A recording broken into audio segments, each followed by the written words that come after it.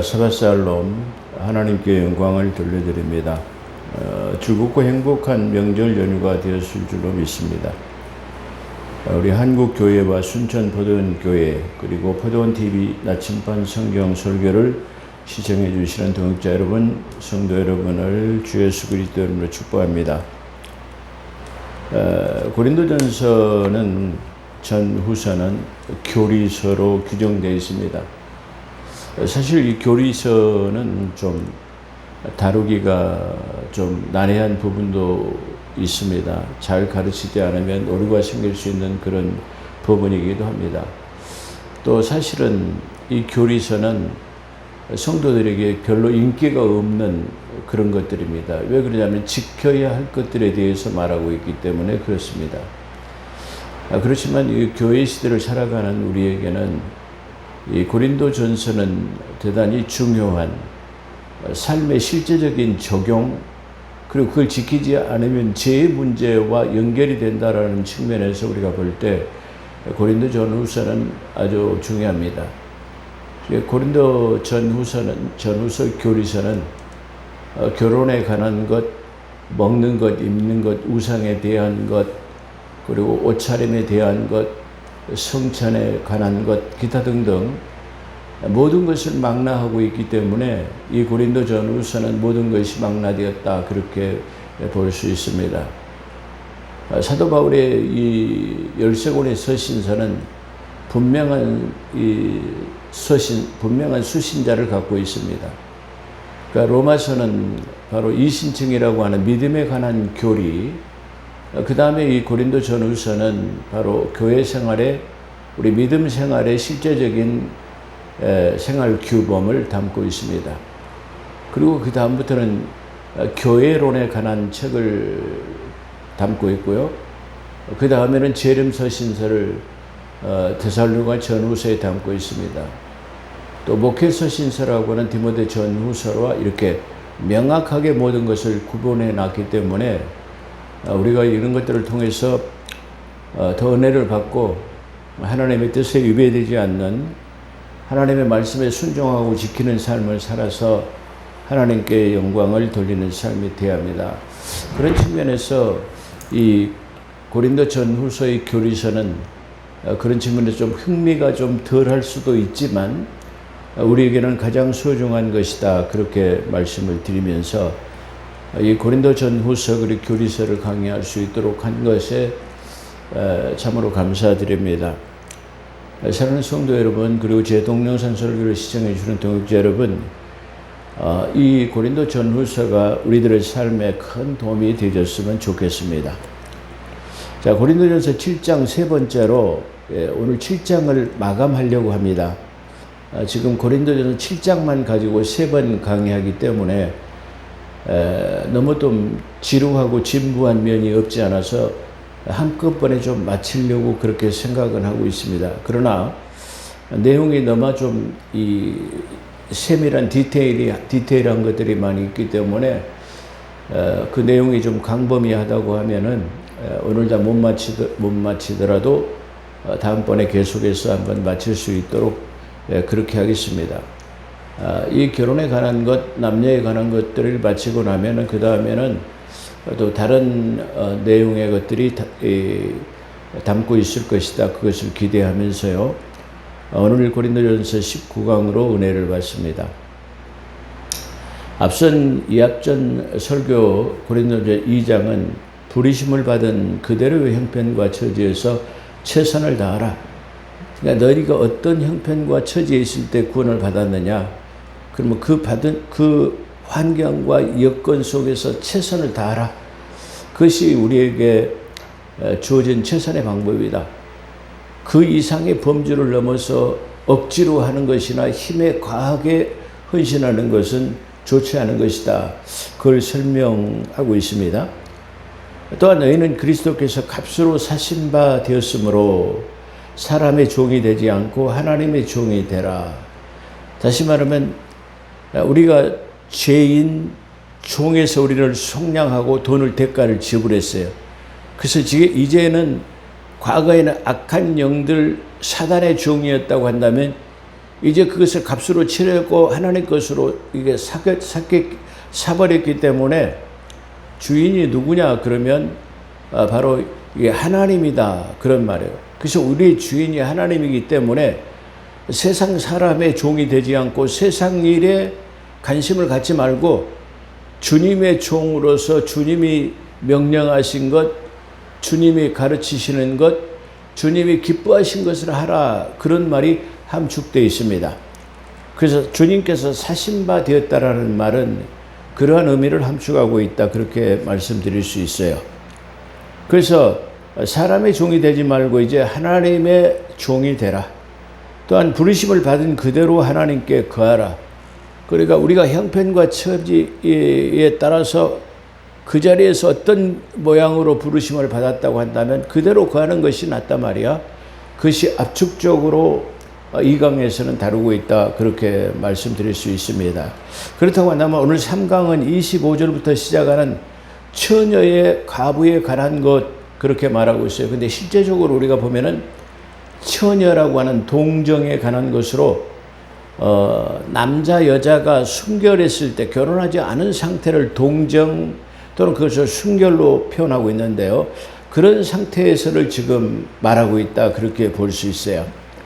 그렇기 때문에 결세가 중요한 것은 우리가 자칫 그 단어 하나에 그 누구를 향하고 있느냐 전혀 문맥이 달라지기 때문에 아주 세심한 것을 기울여야 된다 이렇게 말씀드릴 수 있습니다. 자, 그래서 처녀들에 관한 것, 동정에 관한 것들 말하고 있습니다. 그래서 맨 먼저 처녀들에 관한 것으로 율법과 계명에 명시되지 않았지만 하나님의 자비하심으로 충성된 자가 된 내가 의견을 말하니로 그렇게 시작하고 있습니다. 사도 바울은 결혼에 관한 것, 처녀에 관한 것, 동정, 남자의 순결한 자, 여자의 순결한 것에 대해서 직접적으로 율법이나 계명에서 언급한 것이 없다. 그러나 이 말은 내가 하나님의 자비하심으로 내가 충성된 일꾼이 되었다. 다시 말하면 이것은 내가 충성된 일꾼, 하나님의 일꾼으로서 하나님께서 아까 말씀드린 것처럼 하나님의 종이 되었기 때문에 아버지의 뜻을 정하는 것이다. 그래서 내가 전하는 것은 바로 내 의견이지만 하나님께서 주신 영감에 의해서 내가 전하는 것이다. 이걸 지금 천명하고 있고 그 다음에 그러므로 말미암아 이것이 내가 권하는 것이지만 이게 권위가 있는 성령의 영감으로 이제 설명에 들어가고 있습니다. 영감으로 한 것이다. 이렇게 말씀드릴 수 있습니다. 그러므로 이 구절은 바울이 성경에 기록되지 않은 내용을 자신의 의견으로 말한다고 하고 있습니다. 그리고 설사 자신의 개인적인 의견이지만 지금 말하죠. 개인적인 의견이지만 이렇게 말하는 자신이 다름이 아닌 주의 자비하심을 받은 신실한 자임을 분명히 충성된 자 분명히 밝힘으로써 자기의 말에 영적 권위가 있음을 천명하고 있습니다. 이러한 영적 권위를 가진 바울이 기록한 이런 말씀들이 모여서 지금 바울이 기록한 것은 이렇게 영적 권위로서 하나님께서 영감으로 주어진 것을 지금 구약 성경이나 율법에 명시되지 않은 것을 지금 말하는 거죠. 그래서 이러한 영적 권위를 가진 바울이 기록한 이런 말씀들이 모여서 바로 지금 우리가 읽고 있는 하나님의 영감으로 기록된 성경, 즉 신약 성경의 중요한 부분을 구성하고 있다는 것을 말할 수 있습니다. 그러니까 다시 말해 이런 것들은 지금 구약에는 없지만 이런 것들이 모여서 신약을 이루게 되고 이 신약의 규범이 되었다. 이런 영감으로 기록된 것이다. 그걸 지금 천명하고 있다. 그래서 우리가 이걸 잘 이해해야 된다. 그렇게 말씀드릴 수 있을 것입니다. 특히 여기서 처녀들이라는 여자만을 말하기보다는 장가가지 않은 남자, 혼인하지 않은 여자를 지칭하는 것으로 그렇게 보아야 합니다. 그러므로 내가 생각하기에 이것은 현재의 고난을 위해서 좋으니 내가 말하는 이 사람이 그대로 지내는 것이 좋으니라. 자, 여기서 중요한 것은 지금 우리가 보고 있는 개정기사판에는 현재의 환난을 위해서는 그렇게 지금 기록하고 있습니다. 그런데 환난이라고 이걸 표현하게 되면 성경에서 말하고 있는 이 환난은 야곱의 고난의 때라고 하는 환난 시대를 말합니다. 이 환난 시대는 전반기 3년 6개월, 후반기 3년 6개월로 엄격하게 나눠져 있는 7년 대환란을 말할 때 환난, 그것을 야곱의 고난의 때로 표현하는데, 결혼을 마치 여기서 환난으로 표현하게 된다면은 이 전체적인 문맥의 흐름이 맞지 않기 때문에 다른 번역에서의 말하고 있는 이 환난 대신에 제가 고난으로 채택했습니다. 중요하죠. 그러므로 내가 생각하기에 이것이 현재의 환난이 아니라 환난을 바꿨다고 말씀드렸습니다. 고난을 위해서 좋으니 내가 말하노니 사람이 그대로 지내는 것이 좋으니라. 여기서 여자만을 말하는 것이 아니라 사람이라고 하는 에이멘, 남자를 말하고 있다라는 말입니다. 그러니까 처녀나 남자에 대해서 말하고 있는 것을 우리가 볼 수 있습니다. 그래서 여기서 우리가 세심한 주의를 기울여야 할 것은 환난을 설명드렸습니다. 환난이라는 단어입니다. 성경에서 환난이라는 단어는 야곱의 고난의 때인 대환난은 전반기 3년 6개월, 후반기 3년 6개월을 의미하기 때문에 남자가 아내를 얻어 사는 것이 환난이라면 문맥의 흐름이 이상하게 되어지는 것이기 때문에 다른 번역의 고난으로 대체했습니다. 다시 말하면 어떻게 보면 이걸 오류라고 말하지만은 저는 오류라고 보지는 않고 다시 말하면 번역 작가의 어떤 의도에 따라서 번역했기 때문에 그 풍요로운 여러 가지 낱말 중에서의 채택이라고 그렇게 볼 수 있기 때문에 오역이나 오류가 있었다고는 보지 않습니다. 자, 그렇게 해서 대체했다는 것을 말씀드립니다. 자, 결혼하지 않은 동정, 순결한 자 중에서 남자를 먼저 에이멘, 사람이라고 표현하고 있기 때문에 그렇습니다.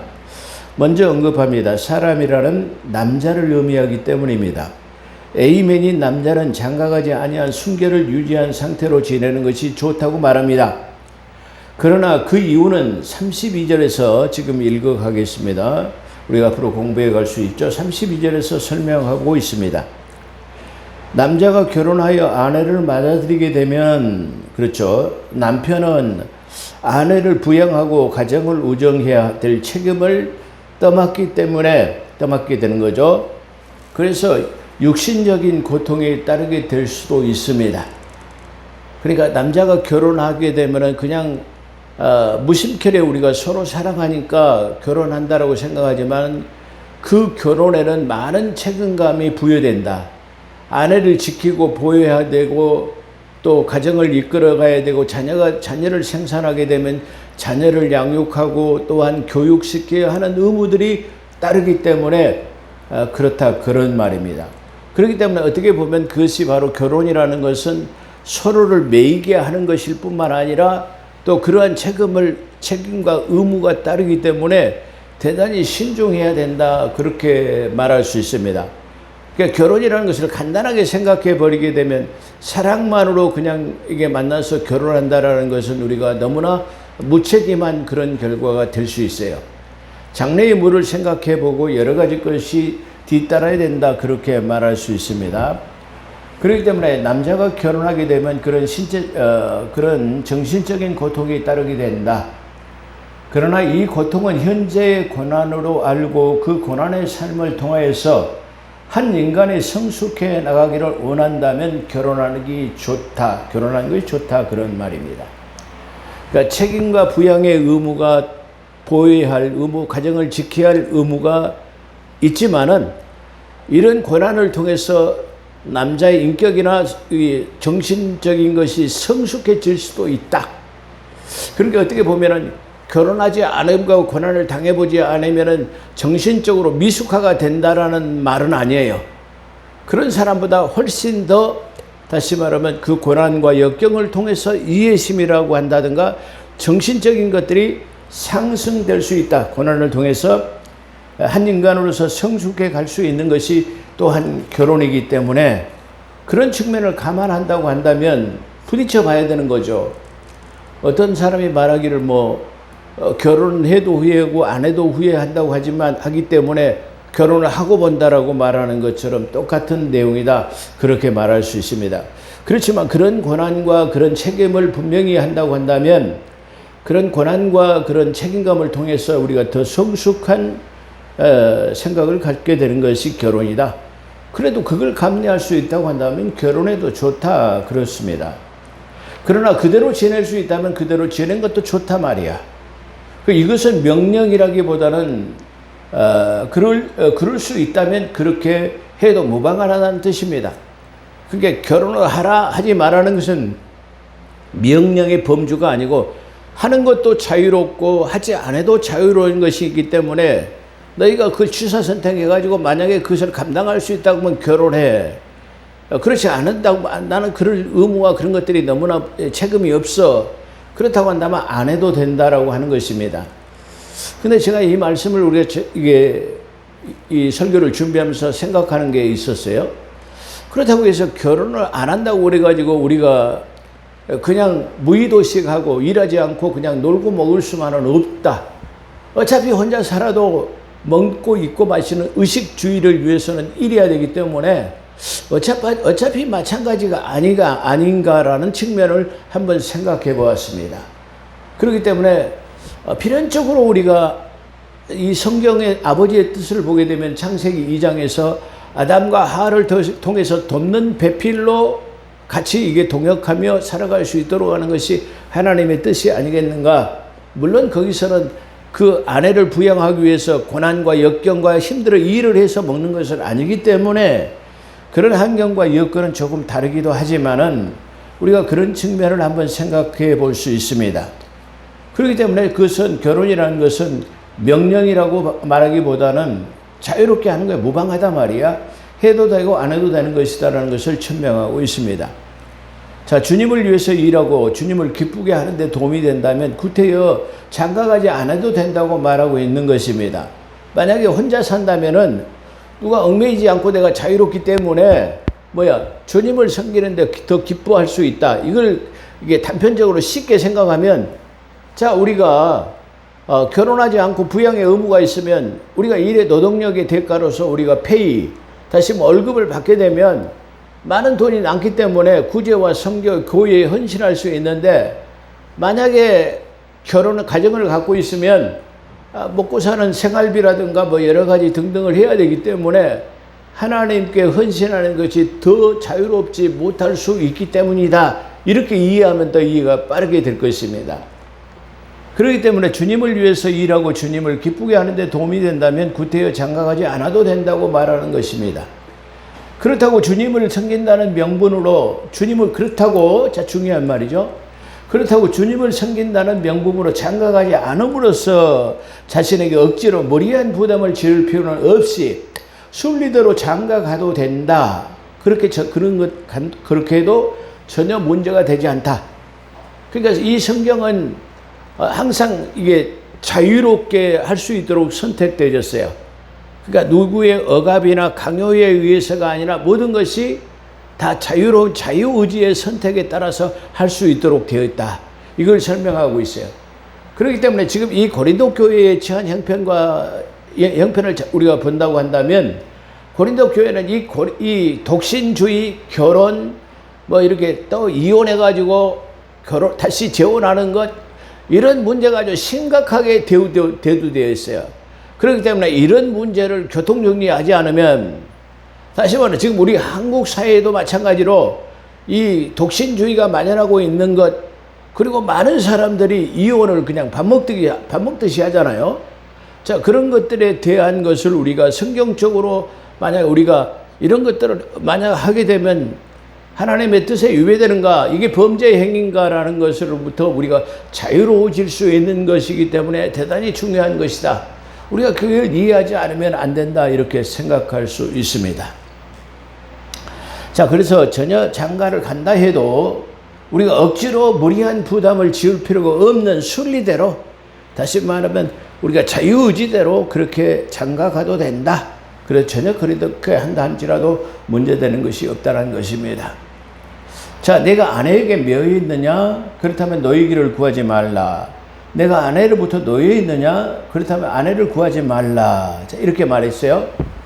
자, 장가가는 것은 아내에게 매여 있어요. 이 말은 우리가 뭐 아내에게 매여가지고 아내에게 구타를 당하고 뭐 이렇게 사는 것이 아닌, 내가 아내와 한 몸이 되어 종속이라고 말하면 좀 어폐가 있을까요? 하나 되어 있기 때문에 내 자유의지대로 이게 내가 내 아내나 가정을 팽개치고 내 마음대로 행할 수 있는 것이 아니라는 것을 천명하고 있어요.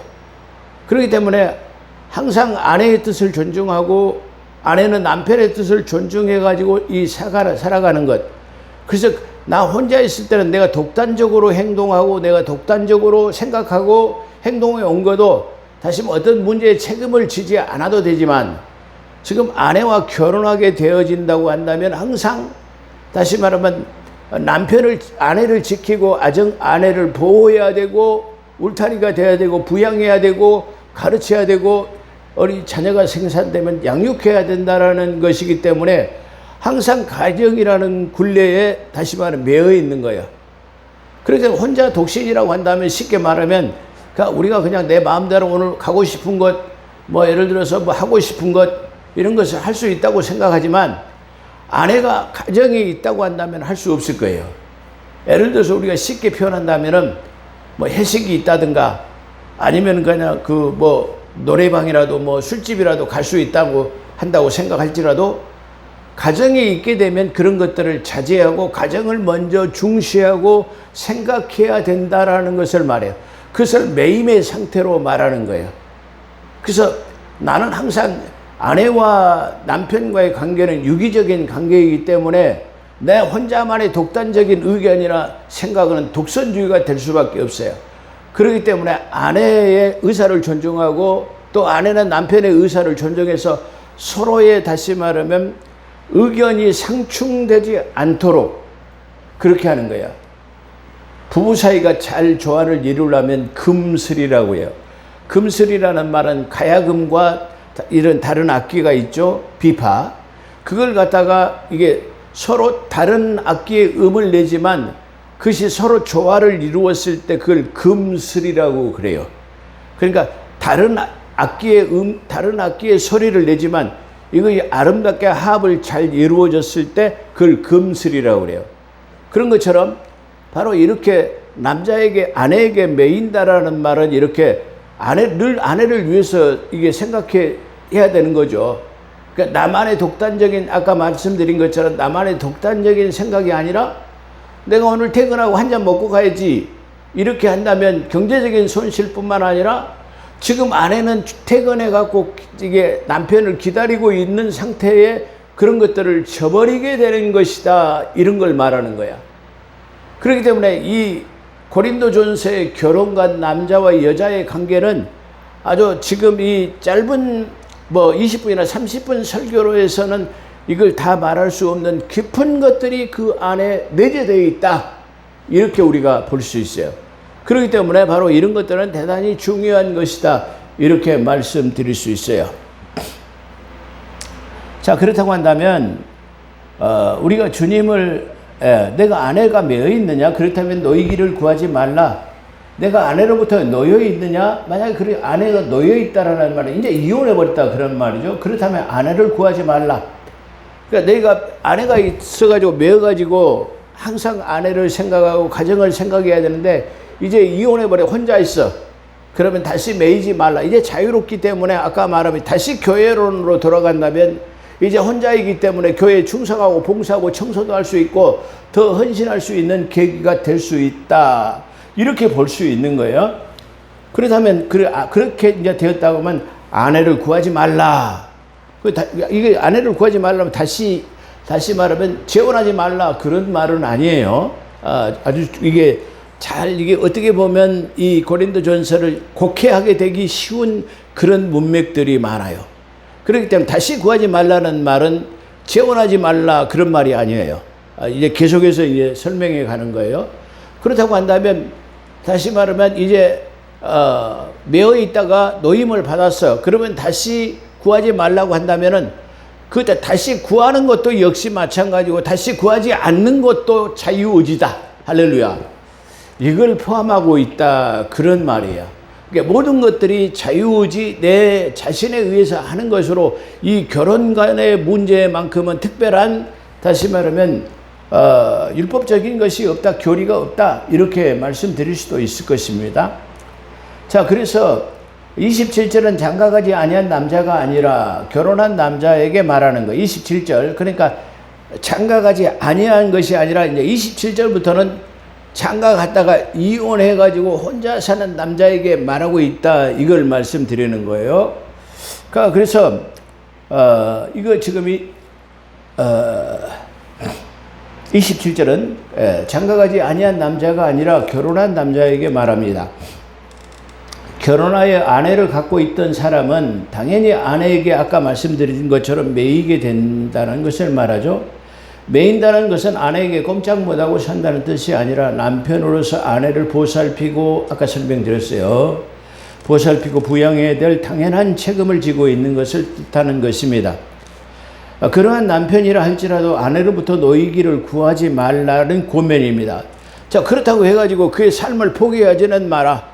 그래도 그걸 네가 그렇게 해서 결혼했다면은 그걸 다시 매이려고 이렇게 해서 다시 말하면 그걸 감당하지 못하고 이혼하려고 하느냐? 그건 안 된다는 말이야. 노이기를 구하지 말라.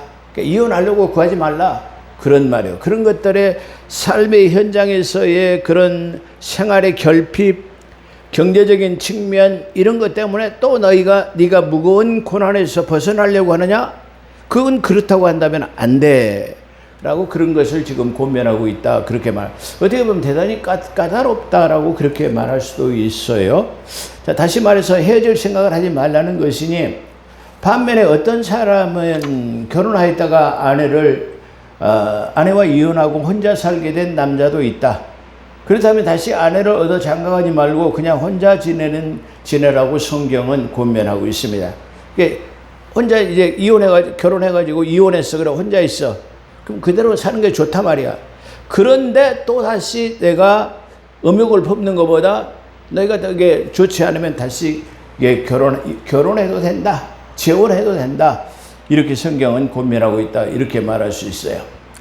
자, 28절. 그러나 설령 내가 장가가도 죄짓는 것이 아니며 처녀가 시집가도 죄짓는 것이 아니니라. 그러나 그럴 경우에는 육신의 고통이 있게 되니 너희는 내가 너희를 아끼노라. 그렇다고 한다면 육신의 고통이 따르죠. 아까 말한 남자는 부양의 의무를 있지만 여자는 역시 가정 가사일을 통해 가지고 빨래하고 밥 짓고 아이들을 양육하고 기저귀 갈고 빨래하고 여러 가지 일들이 그야말로 이게 따르게 되죠. 그래서 당연히 육신적인 어떤 노동력이 따르게 되는 것이고 역시 남자도 역시 육신적인 노동에 따를 수밖에 없는 것이다 말이야. 그걸 너희가 이해해야 된단 말이야. 그렇다고 한다면 그래서 내가 너희를 이 사도 바울은 나는 너희를 아끼노라 이렇게 말하고 있는 거예요. 어떻게 보면 사도 바울은 육신적인 결혼하지 않았기 때문에 결혼한 사람들에 대한 것들은 어떻게 보면은 더 부족하다고 볼 수 있어요. 어떻게 보면 자기 자신이 독신이기 때문에 하나님께 마음껏 헌신하고 전도하고 선교할 수 있기 때문에 어떤 면에서 보면은 독신주의를 더 지향하는 것으로 볼 수 있어요. 근데 사도 바울은 그렇게 이기적이거나 독신적으로 그걸 말하지 않는 성령의 영감에 의해서 하나님의 뜻을 전하고 있다. 이것이 중요하다. 그렇게 말할 수 있어요. 그래서 시집가고 장가가는 것이 죄 짓는 것이 아니다. 그러나 내가 너희를 그렇게 그래도 그걸 감내하고 결혼한다면 육신의 고통 말하는 것. 여자로서의 가사의 노동력, 남자로서의 가사의 노동력을 지금 말하는 거예요. 그러나 나가 너희를 아끼노라는 말한 것은 앞에서 언급한 것처럼 장가가고 시집가지 않고 그대로 지낼 수 있다면 그대로 지내는 것도 좋다 말이야. 그렇다고 결혼하였다가 이혼하게 된 사람이 혼자 살 수 있다면 혼자 사는 것이 좋지만 그러나 또 하거나 재혼한다고 해서 그것이 죄가 되는 것은 아니라고 성경은 분명히 말하고 있다. 그렇게 볼 수 있어요. 그렇기 때문에 이런 지금 결혼한 것, 이혼한 것, 또 다시 재혼한 것, 이런 것에 대해서 이거 사도 바울은 아주 상세하게 기술하고 있다. 그렇게 볼 수 있어요. 자, 어떤 측면에서 보게 되면, 자, 결혼했다가 이혼하면 다시 재혼하는 것은 금기로 되어 있는 것 같지만은 지금 이거 사도 바울은 그것을 이게 정확하게 잘 설명하고 있다. 이렇게 말할 수 있습니다. 그래서 성경은 이것을 분명히 하고 있다. 한편으로 결혼은 책임과 의무가 따르기 때문에 육신적으로 수고해야 하는 현실적 고통이 수반된다는 사실을 우리가 상기시키고 있다. 이렇게 말할 수 있어요. 그리고 바울은 그들을 아끼는 마음에서 그리고 현실적인 고통에서 그것을 벗어나 있기를 바라요. 그러니까 이런 것들을 현실적인 고통에서 벗어날 수 있도록 하는 것, 만약에 너희가 그것이 무거운 짐이 되고 그렇다고 한다면 독신으로 살아도 된다. 단 우리가 이 앞전에 설명한 것은 독신으로 산데 음욕이 풀릴 듯 하면 안 된다라는 것을 전제로 하는 거예요. 그렇기 때문에 이것을 전체적인 문맥의 흐름을 보지 않고 이렇게 단편적으로만 보게 되면 그런 우울을 범할 수 있게 된다. 이렇게 말씀드릴 수 있습니다. 자, 이러한 사도 바울의 권면은 결코 이기적인 생각에서가 아니라 그만큼 더 하나님께 헌신할 수 있으리라는 애틋한 소망에서 나온 것이라는 걸 볼 수 있어요. 그러니까 다시 말하면 하나님의 섬기는 것을 더 자유롭게 하는 것 외에는 다시 말하면 독신으로 사는 것에 유익은 없다. 그런 말이에요. 그러니까 다시 말하면 독신으로 사는 것이 다시 말하면 이익이나 어떤 것의 경제적인 부담이나 부양의 의무를 덜하기 위해서 독신으로 사는 것은 원치 않는다. 그런데 단 하나님을 섬기는 것이 전제로 한다고 한다면 독신으로 있는 게 좋아. 이런 측면으로 말하고 있다. 이런 말이야. 그러니까 내가 그냥 부양의 의무라든가 가사의 의무를 담당하지 않기 위해서 이게 결혼을 안 하려고 하는 것은 좀 어떻게 보면 문맥상 흐름에 유배된다. 그런 말이야. 근데 내가 독신으로 이게 살기를 주장한다고 한다면 내가 하나님께 헌신하고 하나님께 더 가까이 나가고 봉사할 수 있는 측면이라고 한다면 그런 측면에서는 독신이 좋다. 그걸 말하고 있는 거야. 그것을 전제로 하지 않는다면 굳이 결혼하지 않고 독신으로 있을 필요가 없고, 또 다시 말하면 이혼해갖고 다시 재혼해서 그대로 있는 상태가 재혼하지 않고 있는 것도 좋지 않다. 할 수 있으면 해라. 뭐 이런 측면으로 말하고 있어요. 그렇기 때문에 오늘 이 결혼관에 관해서 지금 말씀드린다고 한다면, 만약에 제 동영상 설교를 듣는다고 한다면 많은 제 동영상 설교를 시청해 주신 동역자 여러분들에게 큰 위로가 될 수 있고 자유함을 얻을 수 있는 그런 측면이 아닌가 그렇게 생각해 볼 수 있습니다. 그런 측면에서 우리가 독신주의는 하나님께 헌신할 수 있으리라는 애틋한 소망에서 나온 것이라는 것을 우리가 볼 수 있다. 그렇게 말씀드릴 수 있습니다. 특히 29절에 때가 얼마 남지 않았으니라는 말씀과 관련시켜 생각해 볼 때 우리가 세상 일보다는 하나님의 일꾼으로 헌신하는 일이 얼마나 더 중요한가, 이게 결론적으로 말하고 있잖아요. 그렇기 때문에 이게 얼마 남지 않은 시간 속에서 이게 가정에 서로 얽매이며 하나님의 일을 등한히 하게 되는 것이니까 이제 때가 얼마 남지 않았는데 그게 가정에만 얽매여가지고 하나님의 일을 너무 하지 못한다는 말이냐. 지금 그런 측면을 강조하고 있다. 그렇게 말할 수 있어요. 그렇기 때문에 아까 말한 독신주의나 재혼하지 않고 있는 상태는 바로 우리가 하나님을 섬기는 게 주 목적이 되어야 된다. 그걸 여기서 당연하게 천명하고 있다. 그렇게 말할 수 있습니다. 그렇기 때문에 29절은 때가 얼마 남지 않았으니 라는 말씀과 관련지어 생각해 볼 때 우리가 세상 일보다는 하나님의 일꾼으로 헌신할 수 있는 일이 얼마나 더 중요한 일인지를 가르치고 있음을 우리가 알 수 있습니다. 자, 오늘 시간 강의상 오늘 29절 여기까지 말씀드리고 나머지 계속해서 4강에서 말씀드릴 수 있도록 그렇게 하겠습니다. 기도하겠습니다. 감사합니다. 오늘도 저희들을 불러 모아주시고 함께 하신 하나님께 감사를 올려드립니다. 이 교리서를 통해서 우리가 더 확실한 하나님의 의도와 뜻을 알게 하시고 하나님 자유로움을 얻을 수 있는 그런 복된 삶이 되게 도와주시기를 원합니다. 감사하며 우리 구주 예수 그리스도의 이름으로 감사기도 드리옵나이다. 아멘.